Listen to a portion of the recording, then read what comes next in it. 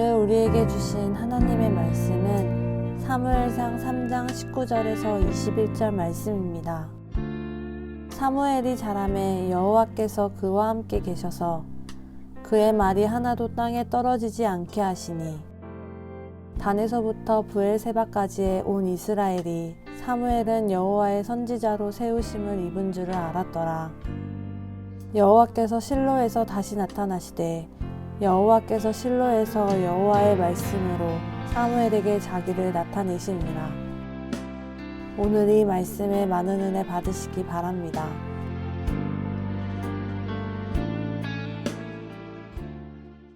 사무엘상 3장을 새로운 시대, 뉴 비기닝이라는 주제로 저희가 보면서 한 아이를 찾아오시고 한 아이를 하나님의 일 가운데로 부르시고 컬링하시고 그 아이에게 말을 거시는 하나님에 대해서 여러분들이 거룩한 이미지를 그리시면 좋겠습니다.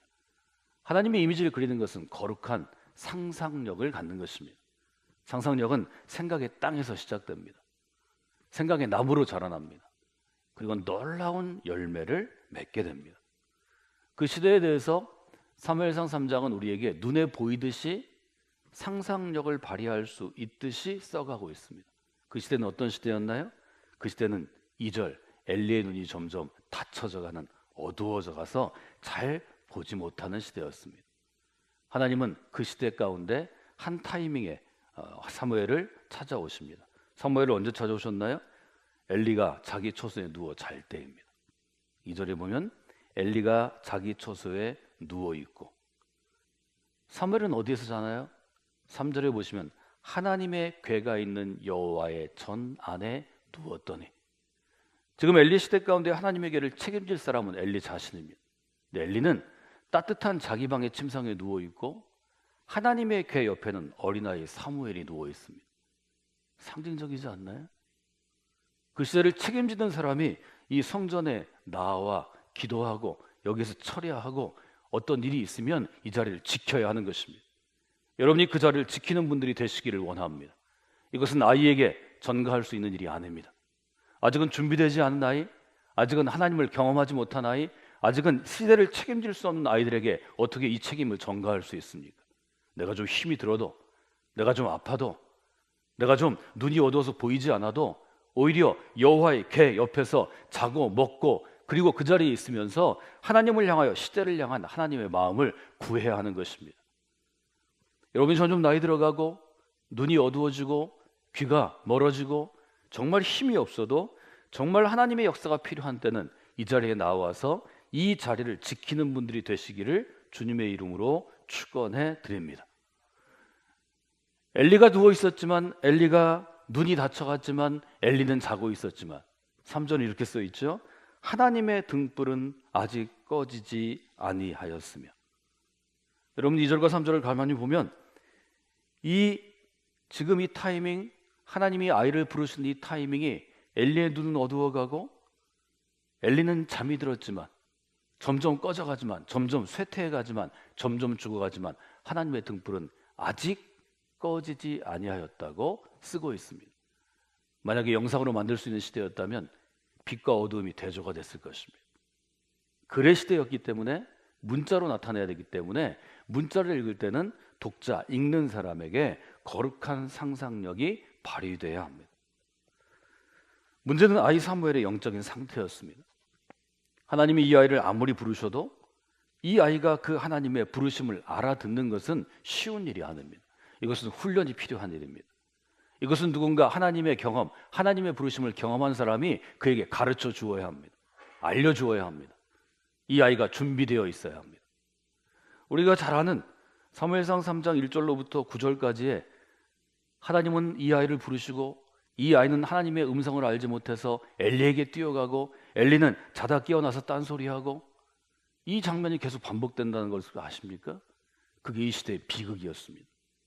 지금 우리 시대가 이런 비극을 갖고 있지는 않나요? 하나님이 한국교회 가운데 누군가를 부르시는데 그 부르심을 알아채지 못한다면 그 아이를 준비할 수 없습니다. 그 인생이 준비되지 않으면 새로운 시대의 문은 점점 더 늦게 열리게 될 것입니다. 다른 아이를 준비시키고 다른 생명을 부르셔야 하기 때문입니다. 7절에 보면 아이 사무엘의 영적인 상태를 이렇게 얘기하죠. 7절 같이 읽어볼까요? 사무엘이 아직 여호와를 알지 못하고 여호와의 말씀도 아직 그에게 나타나지 아니한 때라. 사무엘의 어머니가 3살쯤에 젖을 뗄 즈음에 아이를 엘리에게 보냈습니다. 제사장은 그 어린아이를 재우고 먹히고 입히고 키우면서 그에게 하나님의 율법 토라를 계속 알려줬을 것입니다. 성소를 청소하는 법, 성소를 관리하는 법, 성소에서 제사 드리는 법을 알려주었을 것입니다. 즉 제사장의 업무를 배우고 있었을 것입니다. 문제는 아직 아이 사무엘이 하나님을 알지 못했다 이렇게 표현합니다. 왜 안 그렇겠어요? 이 아이가 아무리 기도 가운데 태어나고 제사장 밑에서 성소 거룩한 공간에서 자라날지라도 하나님을 아는 것은 또 다른 일입니다.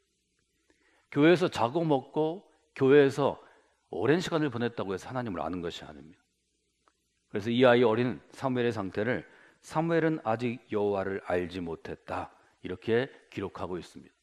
여러분 믿음의 가정에서 태어나고 부모들이 신앙생활하는 것을 보고 교회에 따라서 왔다 갔다 해도 하나님을 알지 못합니다.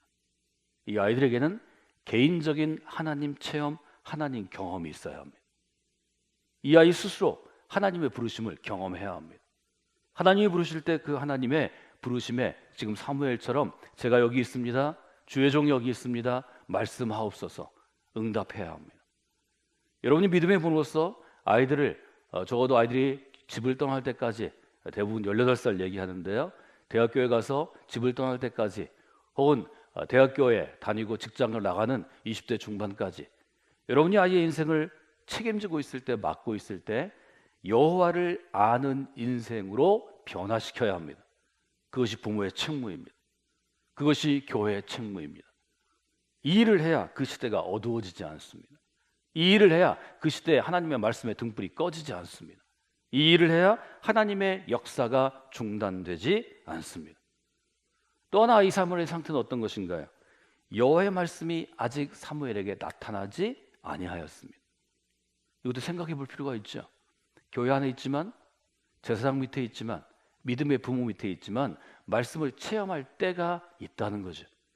그 말씀을 체험하고 뉴 비기닝, 새로운 인생이 시작되어야 말씀의 문이 열려야 그래야 하나님의 사람으로 자라나게 되는 것입니다. 이 두 가지를 기억하십시오. 아이 사무엘의 영적인 상태, 아직 여호와를 알지 못했습니다. 두 번째, 아직 여호와의 말씀이 그에게 나타나지 아니했습니다. 저는 오늘 여러분에게 아이 사무엘의 영적인 상태를 통해서 한 아이를 부르시는 하나님의 부르심이 어떤 의미가 있는지를 여러분과 함께 나누기를 원합니다. 첫 번째, 아이 사무엘의 영적인 상태는 어떤 것이었는가 하면 아직 여호와를 알지 못한 상태였습니다. 신앙은 여호와 하나님을 아는 것입니다. 근데 사무엘이 아직 제사장으로 그에게 소명이 주어지기 전에 이미 바쳐진 헌신되어진 인생이었지만 아직은 하나님을 잘 알지 못했습니다. 하나님을 잘 알지 못했기 때문에 자신을 부르시는 음성이 있을 때 하나님의 음성인지 알지 못하고 그것이 자기를 지도하고 있는 엘리의 음성으로 생각해서 음성을 들을 때마다 엘리에게로 뛰어갑니다. 4절에 보면 여호와께서 사무엘을 부르십니다. 사무엘은 대답합니다. 사무엘아 사무엘아 부르시니까 제가 여기 있어요. 그리고 5절에 보면 어디로 달려가나요? 엘리에게로 달려가서 이르되 당신이 나를 부르셨기에 내가 여기 있나이다. 엘리가 잠에서 깨서 얘기합니다. 아니 내가 부르지 않았다. 다시 누워라. 즉 다시 들어가 자라. 그가 다시 들어가 다시 잠이 듭니다. 6절 다시 사무엘을 부릅니다. 사무엘이 또 엘리에게로 가서 똑같이 얘기합니다. 부르셨어요? 아니다. 가서 자라. 그리고 7절에 이렇게 쓰여있습니다. 사무엘이 아직 여호와를 알지 못해서 그를 부르는 하나님의 음성, 하나님의 말씀을 알아듣지 못했다는 것입니다. 8절 같이 읽어볼까요? 여호와께서 세 번째 사무엘을 부르시는지라 그가 일어나 엘리에게로 가서 이르되 당신이 나를 부르셨기로 내가 여기 있나이다 하니 엘리가 여호와께서 이 아이를 부르신 줄을 깨닫고 8절 중요하죠. 뒷부분입니다. 세 번이나 이 일이 반복된 다음에 엘리가 그때서 기억합니다. 하나님이 어린 시절 자신을 부르던 때를 기억합니다. 하나님이 청년 시절 이스라엘 백성을 향한 하나님을 향한 거룩한 기대를 갖고 있을 때 사건마다 때마다 자기를 부르시는 하나님을 이제야 기억합니다. 하나님께서 이 아이를 나처럼 부르셨구나. 성경이 써 있죠. 하나님께서 이 아이를 지금 부르시는 것을 깨닫고 얼마나 늦었나요? 3번이나 달려온 다음에 지금 하나님의 사람, 그 시대를 책임질 영적인 리더가 겨우 알아차린 것입니다. 아, 사무엘을 하나님 부르시는구나. 내 아들 홈리와 비느하스가 아니라 하나님의 시대는 사무엘에게로 넘어가는구나. 하나님이 이 아이를 선택하셨구나. 9절에 보십시오. 엘리가 제사장으로서의 직무를 감당합니다. 9절 읽어볼까요? 엘리가 사무엘에게 이르되, 아마 그때에는 눈이 열렸을 것입니다. 정신이 맑아졌을 것입니다. 하나님이 지금 무슨 일을 행하시는지 그가 하나님의 이상이 분명히 보였을 것입니다. 그는 제사장으로 일어나 의관을 정제하고 옷깃을 여미고 경건한 태도로 서서 사무엘에게 가르침을 내립니다. 영적인 리더의 모습을 회복했을 것입니다. 사무엘아, 내가 가서 누워 있다가 그분께서 너를 부르시거든 이렇게 꼭 대답해야 한다. 뭐라고 대답하나요? 그 다음 같이 읽어볼까요? 여호와여 말씀하옵소서, 주의 종이 듣겠나이다. 8절까지 엘리의 모습과 9절까지 엘리의 모습이 완전히 바뀌어 있지 않을까요? 그것을 사무엘도 느낄 수 있지 않았을까요? 그저 늙은 노인에 불과한 엘리가 하나님의 영광이 그의 얼굴에서 나타나고 하나님의 위엄이 그의 몸에서 나타나고 그의 말씀 가운데 능력의 권위가 있었지 않을까요? 성광교회 믿음의 부모들에게 이 하나님의 권위가 회복되기를 원합니다. 여러분, 깨어 있어야 합니다. 믿음의 부모가 하나님의 말씀의 권위를 회복하지 아니하는데 그 아이가 어떻게 신앙을 전수받을 수 있습니까? 그것은 불가능한 일입니다. 사랑하는 여러분, 정신을 차리십시오. 믿음의 부모인 사랑하는 여러분, 하나님의 사람으로 서십시오. 여러분이 그 일을 회복하지 않고는 여러분의 자녀의 인생 가운데 새 시대가 열리지 아니할 것입니다. 하나님은 그 책임을 반드시 여러분에게 물으실 것입니다. 사랑하는 여러분, 사순절에 교회를 창립할 때 중요한 때마다 전 여러분에게 믿음의 부모로 견고하게 서라고 계속해서 도전했습니다. 그것은 저의 일입니다. 그것은 저를 통해서 여러분에게 주신 하나님의 말씀입니다. 응답하고 응답하지 않고는 여러분의 선택과 결단과 여러분의 믿음입니다. 그것은 여러분의 책임입니다. 에스겔에게 말씀하신 것처럼 아비가 신 포도를 먹으면 아비가 입이 신 것입니다. 자녀가 입이 신 게 아닙니다. 여러분 그 책임을 다 하셔야 합니다. 여러분 변명할 수 없을 것입니다. 제가 매년 여러 차례 여름과 겨울에 부모와 자녀가 함께 할 때 캠프가 있을 때마다 제가 눈물로 여러분에게 호소했습니다.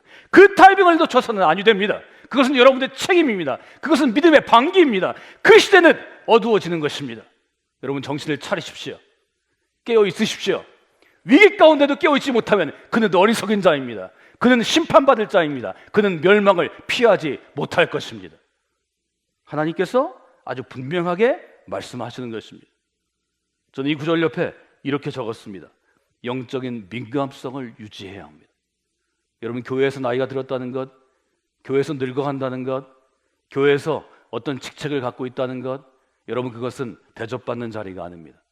내 이력서에 한 장을 쓰는, 내 묘비명에 하나를 쓰는 그것은 내 영예가 아닙니다. 영적인 민감성을 유지하라는 하나님의 채찍입니다. 여러분 영적인 민감성을 유지하시기 바랍니다. 사랑하는 여러분, 성광교회 믿음의 공동체 가운데 하나님이 보내셨습니다. 저희 교회는 믿음으로 도전하는 교회입니다.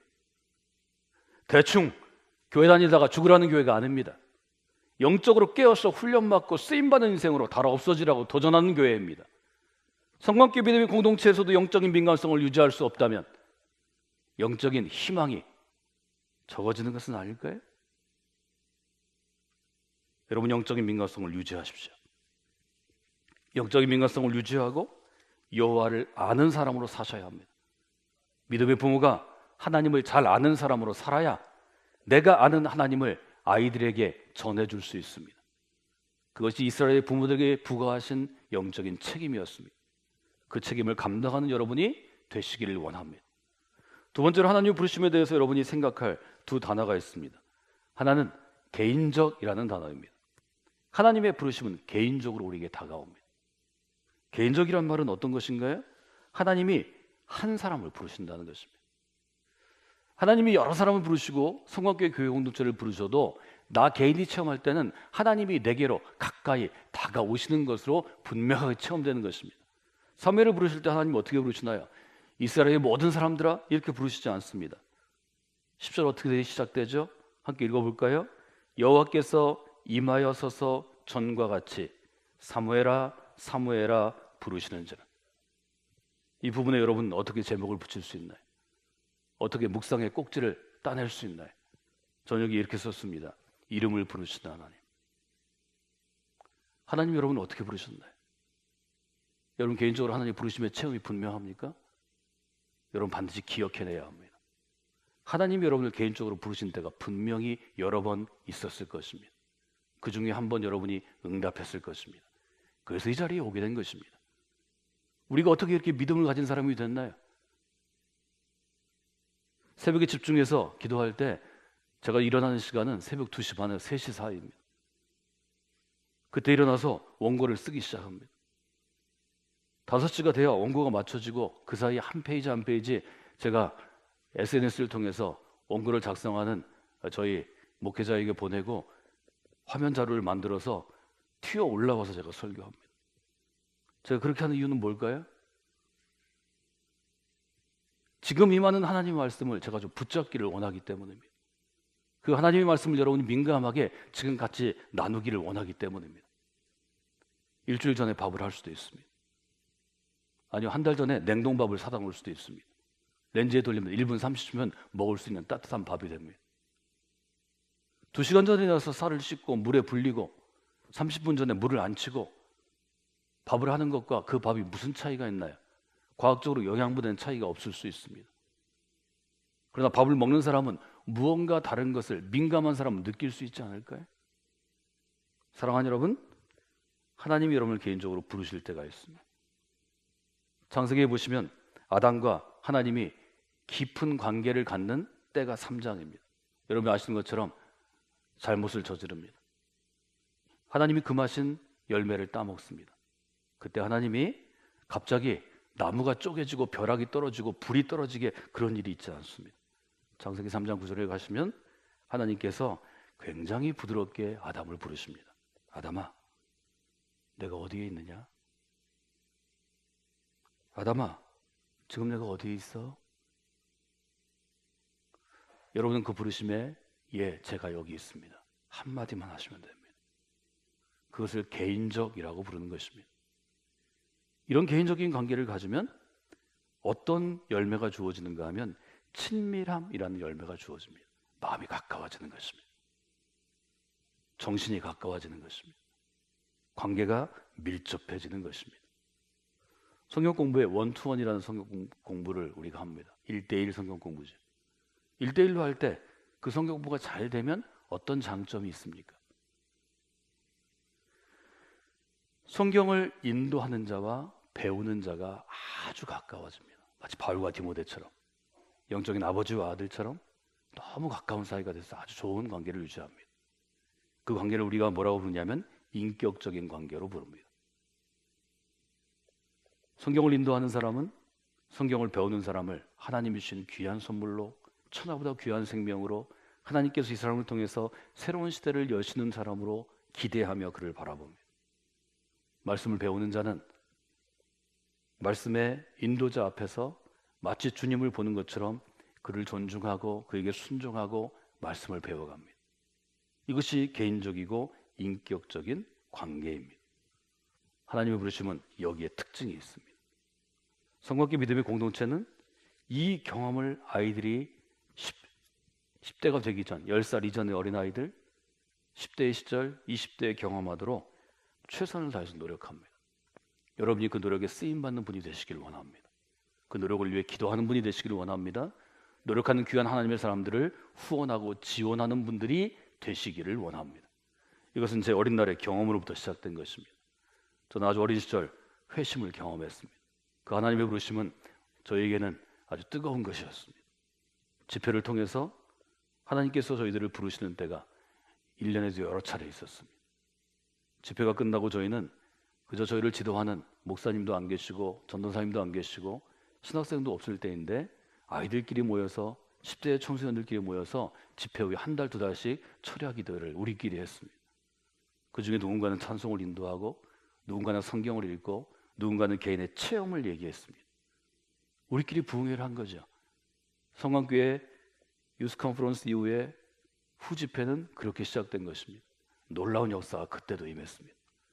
말씀의 능력이 임해서 마음이 뜨거워지고 눈물 흘리며 기도하고 회개하고 하나님을 향해 자기 인생을 결단하고 거기 여러 사람의 목회자가 배출되었습니다.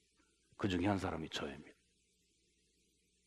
그 중에 한 분이 저와 제 형제처럼 큰 분이 감독의 남부연회 감독이 되었습니다.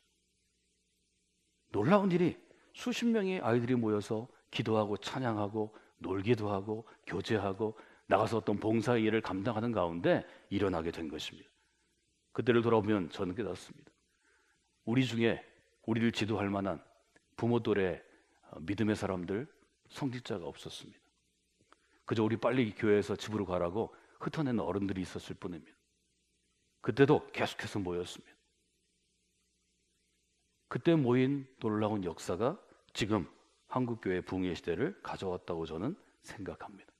우리 교회 가운데 그런 역사가 매년 끊이지 아니하고 일어나도록 여러분이 애쓰고 노력해야 합니다. 그 일을 권고하셔야 합니다. 교회 안에서 살다가 교회 안에서 죽어가는 하나님의 사람들이 교회 안에서는 반드시 태어나야 합니다. 반드시 자라나야 합니다. 그 아이들이 우리의 다음 세대 교회를 책임질 아이들이기 때문입니다.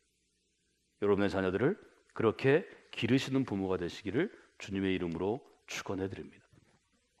하나님이 부르시면 개인적이고 인격적이고, 두 번째는 하나님이 부르실 때 개인적인 부르심이기 때문에 반드시 응답해야 합니다. 사무엘은 여기 응답하죠. 하나님 말씀하옵소서, 주의 종이 듣겠나이다. 여러분, 하나님의 부르심이 여러 번 있어도 저는 성광교회 믿음의 공동체 가운데 여러분이 주일 예배만 충실하게 해도 예배 때 여러분을 부르시는 하나님을 체험할 수 있다고 믿고 또 그렇게 예배를 준비하고 말씀을 준비합니다. 왜 하나님의 부르심이 계속해서 있는데 응답하는 체험을 하지 못할까요? 그것은 여러분이 자원하지 않기 때문입니다. 모세를 부르셨습니다. 여러분, 떨기나무 가운데 큰 불이 나는데 나무가 그대로 있을 때 얼마나 신기한 기적입니까? 여러분 다 무릎 꿇고 하나님 제가 여기 있습니다 응답하지 않겠어요? 하나님이 모세를 부르실 때 그때 모세가 바로 응답하지 못합니다. 하나님 모세를 부르시고 얘기하시죠. 내가 너를 바로에게 보내서 내 백성을 애굽에서 인도해서 낼 것이다. 출애굽기 3장에 보면 11절에 모세가 얘기합니다. 하나님, 제가 뭐길래 바로에게 갑니까? 제가 누구길래 이스라엘 사람들을 애굽에서 인도해낼 수 있습니까? 그 못하는 일이죠. 이것이 인간의 응답입니다. 여러분, 하나님의 부르심이 성광교회를 섬길 때 여러분에게 임할 것입니다. 여러분 믿음의 눈이 열리면 예배 때마다 임할 것입니다. 여러분 그때 응답하십시오. 내가 그것을 할 수 있는지 없는지, 내가 하고 싶은지 아니면 하고 싫은 일인지 그런 걸 생각하지 마시고 하나님이 부르신다고 영적으로 민감하게 깨닫게 되면 대답하시면 됩니다. 예 주님, 제가 여기 있습니다. 저희들이 청년 시절에 부르던 컨텐달 싱어즈의 노래 중에 1990년대에 예 주님이라는 찬양이 있었습니다. 많은 사람들이 하나님 부르실 때 예 주님 하지 않습니다. 아니요 하나님, 제가 가면 좋겠습니다. 아니요 하나님, 제 친구 제가 적격입니다. 저는 아닙니다. 그런 사람은 하나님의 부르심이 있어도 그 인생을 쓰임받지 못합니다. 후회하는 인생이 될 것입니다. 성곽기 믿음의 공동체에서 하나님이 여러분을 부르시고 그 자리에서 모세에게 하신 것처럼 신을 벗고 일어나 내 말씀을 받으라고 하나님께서 도전하시면 여러분 한마디만 하시면 됩니다. 예 주님. 따라서 하실까요? 예 주님. 오늘 제가 여러분에게 강력하게 도전하는 시간입니다. 새로운 시대의 문을 여는 사람이 필요하기 때문입니다. 여러분 예 주님하고 대답하십시오. 여러분에게도 여러분의 자녀에게도 새로운 시대의 문을 여는데 하나님의 손에 붙잡히는 것은 놀라운 경험입니다. 우리처럼 보잘것없는 인생이 아름답고 귀하게 쓰이는 가장 좋은 쓰임입니다. 여러분들이 거기 가운데 응답하시면 좋을 것 같습니다. 하나님이 부르시면 이렇게 개인적으로 응답하면 하나님께서 그에게 무엇을 주시는가 하면 할 일을 주십니다. 우리 사명이라고 부릅니다. 사무엘에게 주신 사명이 우리가 함께 읽은 19절, 20절, 21절입니다. 19절 사무엘이 자라났습니다. 하나님께서 그와 함께 하시고 하나님이 부르시고 부르심에 응답한 사람에게는 하나님이 함께 하시는 놀라운 축복이 주어집니다. 평생토록 너를 버리지 아니하리라. 평생토록 너와 함께 하리라. 이것이 모세에게 주어진 축복이었습니다. 모세의 길을 계승한 여호수아에게 주어진 축복이었습니다. 특별히 사무엘에게는 하나님이 그와 함께 하셔서 그의 인생 가운데 큰 축복이 주어지는데 그것은 19절에 있는 세 번째 문장입니다. 그의 말이 하나도 땅에 떨어지지 않게 하리니. 말씀의 성취가 사무엘의 인생 가운데 있었습니다. 왜냐하면 사무엘의 시대는 엘리의 시대에 하나님의 말씀이 땅에 떨어진 시대였기 때문에 사무엘에게는 하나님의 말씀이 땅에 떨어지지 않은, 즉 말씀이 이루어지는 놀라운 축복이 그에게 주어집니다. 여러분에게도 동일한 축복이 주어지기를 원합니다. 20절은 어떤 사명이 주어지나요? 두 번째 사명입니다.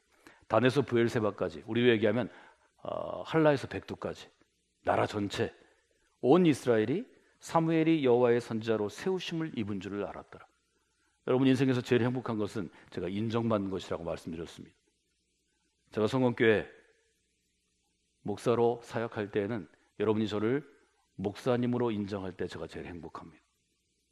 여러분이 가정에 들어가면 여러분의 자녀들이 나의 아버지로, 나의 어머니로, 세상에서 제일 좋은 아버지로, 제일 훌륭한 아버지로, 어머니로 인정할 때 행복하실 것입니다.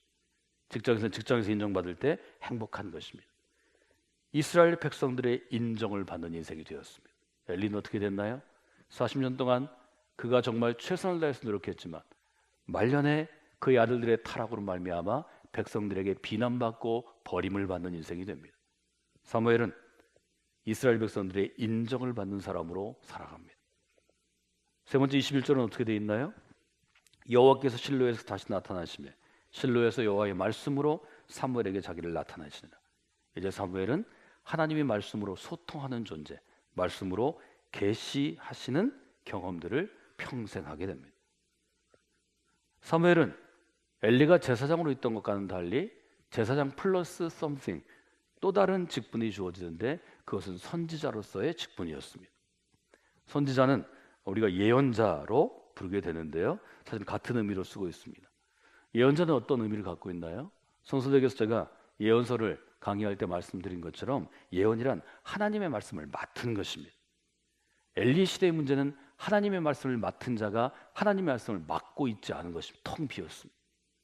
마치 은행처럼 고객들이 맡긴 것을 갖고 있어야 하는데 하나님의 엘리에게 말씀을 맡겼는데 엘리에게 텅 비었습니다.